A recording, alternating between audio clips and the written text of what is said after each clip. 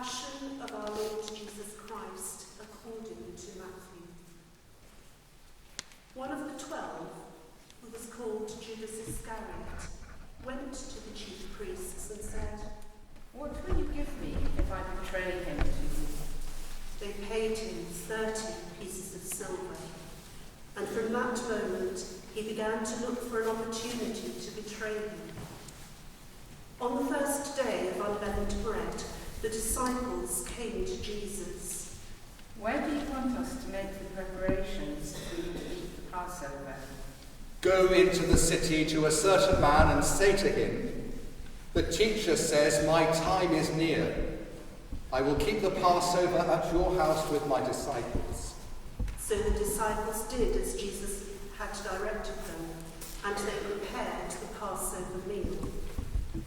When it was evening, he took his place with the 12, and while they were eating, he said, "Truly I tell you, one of you will betray me."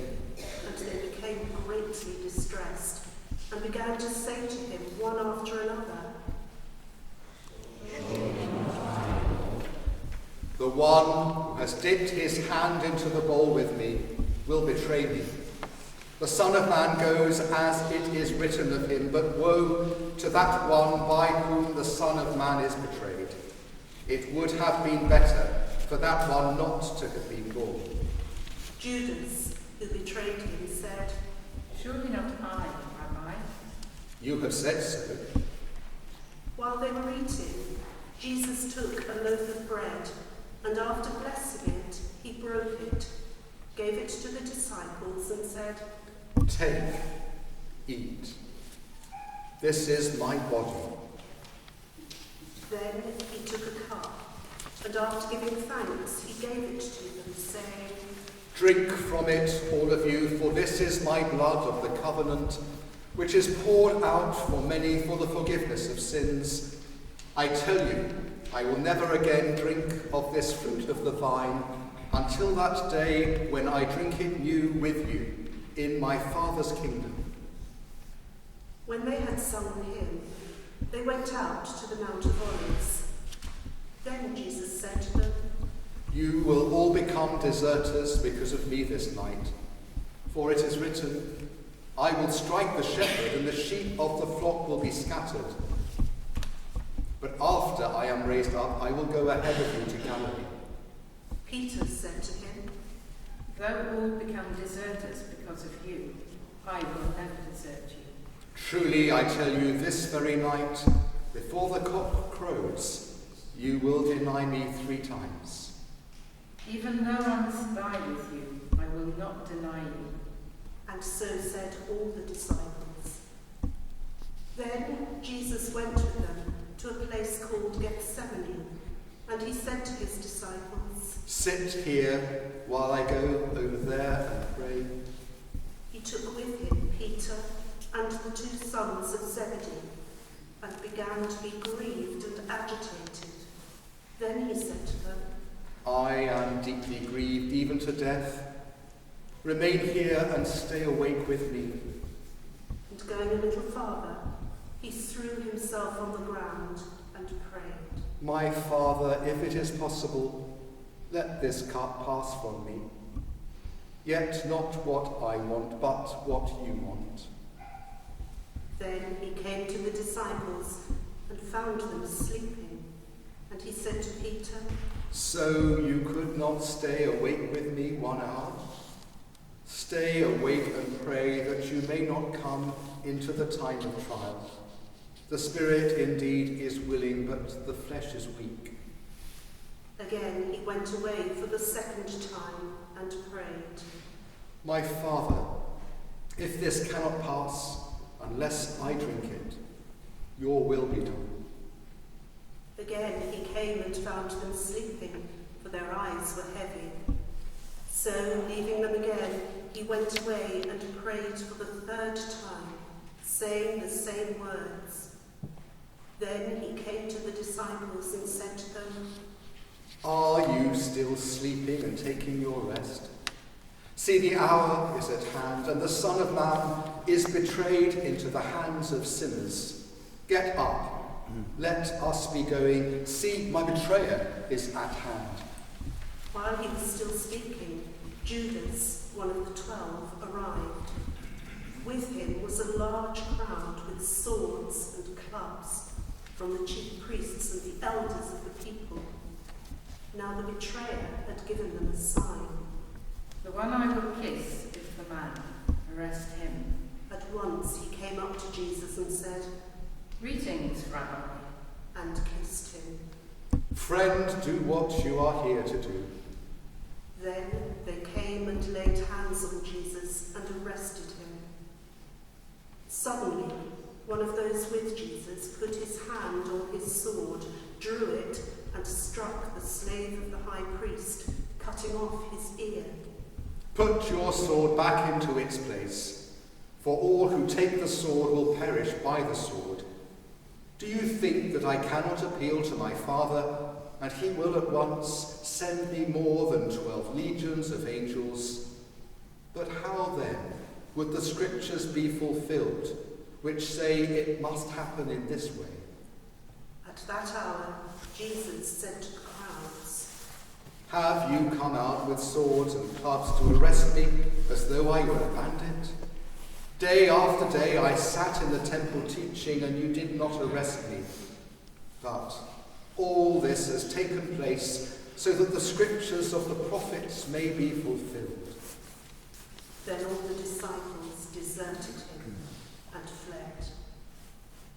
Those who had arrested Jesus took him to Caiaphas, the high priest, in whose house the scribes and the elders had gathered. But Peter was following him at a distance, as far as the courtyard of the high priest. And going inside, he sat with the guards in order to see how this would end. Now the chief priests and the whole council were looking for false testimony against Jesus, so that they might put him to death. But they found none, though many false witnesses came forward. At last, 2 came forward. This fellow said, I am just destroyed the temple of God, and to build it in 3 days. The high priest stood up and said, Have you no answer? What is it that they testify against you? but Jesus was silent. I put you under oath before the living God. Tell us if you are the Messiah, the Son of God. You have said so, but I tell you from now on, you will see the Son of Man seated at the right hand of power and coming on the clouds of heaven. Then the high priest tore his clothes and said, He has blasphemed. Why do we still need witnesses? You have now heard his blasphemy. What is your verdict? Then they spat in his face and struck him, and some slapped him. Prophesy to us, Messiah. Who is it that struck you? Now Peter was sitting outside in the courtyard. A servant girl came to him and said, You also were with Jesus the Galilean. but he denied it before all of them. I do not know what you are talking about. When he went out to the porch, another servant girl saw him, and she said to the bystanders, This man was with Jesus of Nazareth. Again he denied it with an oath. I do not know the man. After a little while, the bystanders came up and said to Peter, Certainly you are also one of them, for your accent betrays you. Then he began to curse, and he swore an oath. I do not know the man. At that moment, the cock crowed. Then Peter remembered what Jesus had said, Before the cock crows, you will deny me 3 times. And he went out and wept bitterly. When morning came, all the chief priests and the elders of the people conferred together against Jesus in order to bring about his death. They bound him, led him away, and handed him over to Pilate the governor. When Judas, his betrayer, saw that Jesus was condemned, he repented and brought back the 30 pieces of silver to the chief priests and the elders. I have sinned by betraying innocent blood.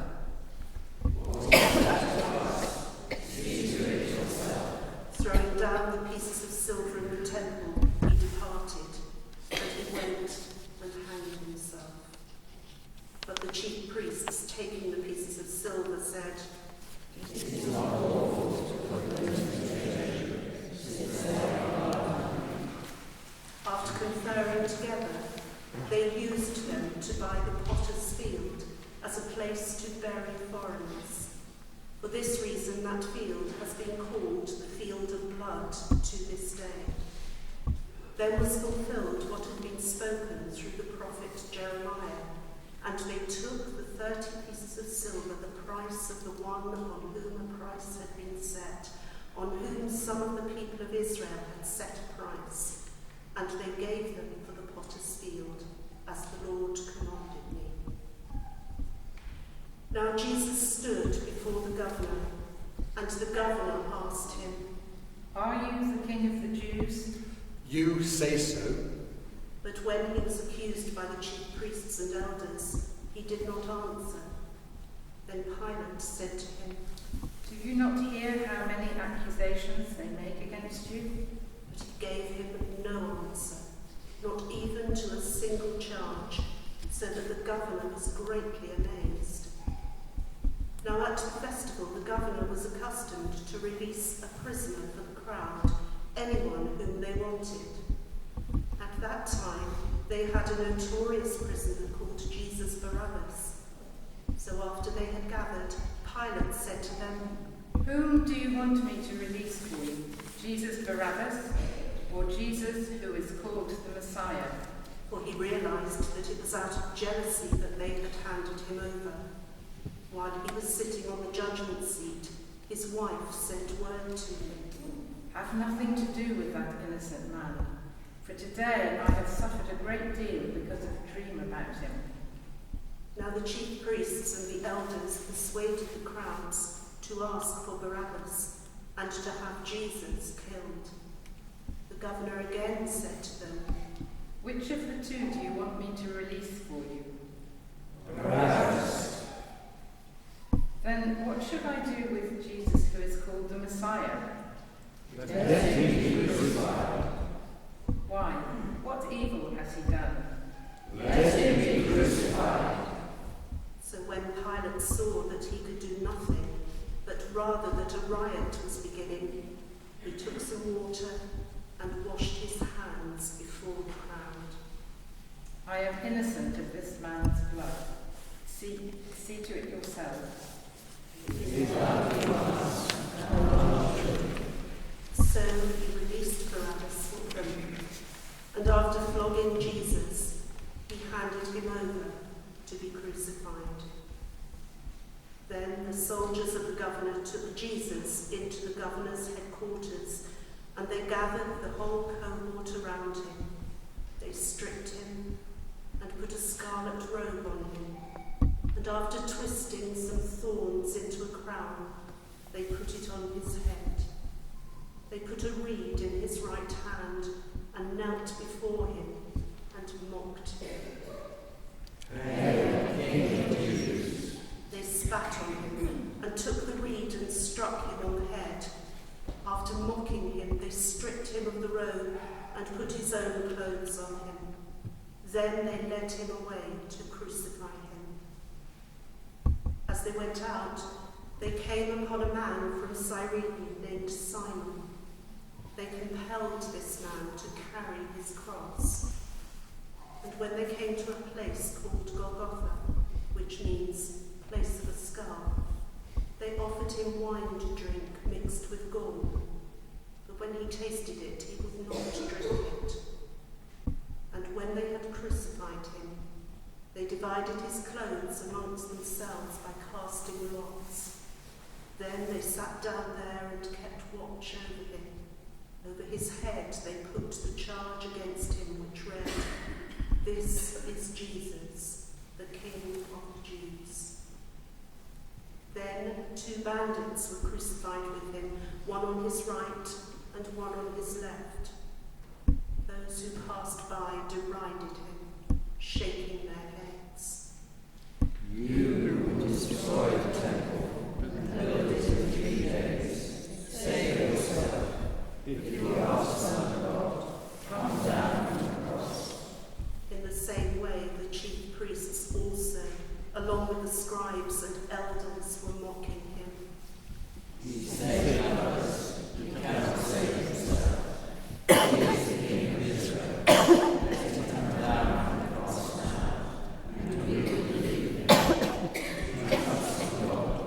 Let God deliver him now, if he wants to. For he said, I am God's son. The bandits who were crucified with him also taunted him in the same way. From noon on, darkness came over the whole land until 3 in the afternoon. And about 3 o'clock, Jesus cried with a loud voice, Eli, Eli, lima sabachthani. that is, my God, why have you forsaken me? When some of the bystanders heard it, they said, This man is calling for Elijah. At once one of them ran and got a sponge, filled it with sour wine, put it on a stick, and gave it to him to drink. But the others said, Wait, let us see whether Elijah will come to save you. Then Jesus cried again with a loud voice and breathed his last.